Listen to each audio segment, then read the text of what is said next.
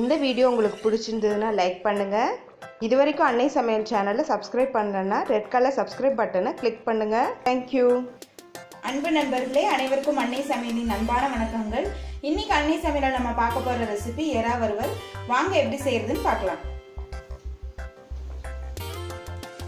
கடாயில் தேவையான அளவு நல்லெண்ணெய் ஊற்றி வச்சுக்கோங்க. 1 டேபிள் ஸ்பூன் சோம்பு, 2 பட்டை,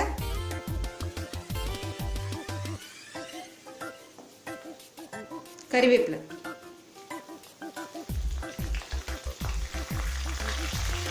அடுத்து 1/4 கிலோ சின்ன வெங்காயத்தை கோர்ஸா அரைச்சு போட்டுக்கலாம்.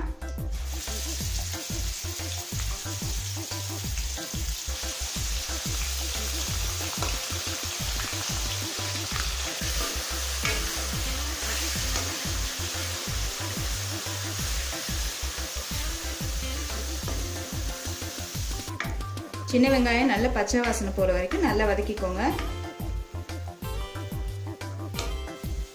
இப்போ சின்ன வெங்காயம் நல்லா வதங்கிடுச்சு. அடுத்து 1 டேபிள் ஸ்பூன் இஞ்சி பூண்டு விழுது,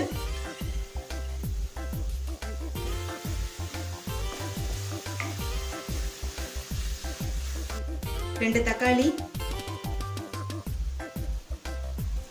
தேவையான அளவு உப்பு.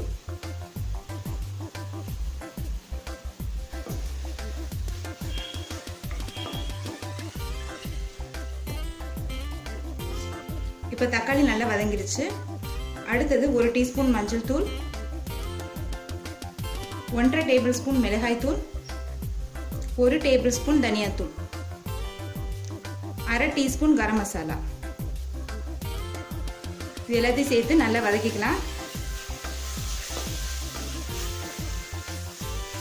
கரம் மசாலா ஆப்ஷனல் தாங்க, நீங்கள் விருப்பப்பட்டீங்கன்னா சேர்த்துக்கலாம், இல்லைன்னா வேண்டாம். இப்போ 1/4 கப் தண்ணி சேர்த்துக்கலாம். ஒரு 2 நிமிஷம் ஸ்லோலே இருக்கட்டும், மிளகாத்தூள் வாசனைலாம் போகட்டும். இப்போ 2 நிமிஷம் ஆயிடுச்சு. எண்ணெயும் பாருங்க மேலே பிரிஞ்சு வந்துருச்சு. இப்போ 1/2 கிலோ இறாலை இதில் சேர்த்துக்கலாம்.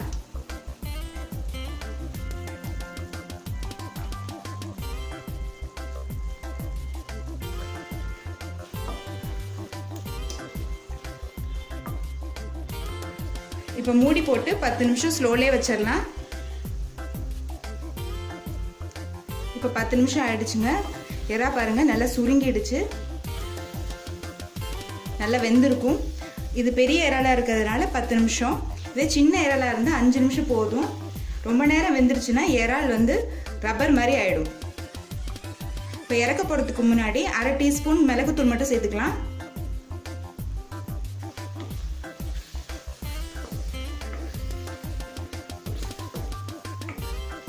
கொத்தமல்லி இலையை தூவலாம்.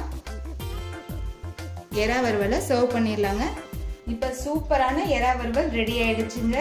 ரெசிபியை ட்ரை பண்ணி பாருங்க, கண்டிப்பா உங்களுக்கே பிடிக்கும். ரெசிபி பிடிச்சிருந்ததுன்னா வீடியோவை லைக் பண்ணுங்க, கமெண்ட் பண்ணுங்க, ஷேர் பண்ணுங்க.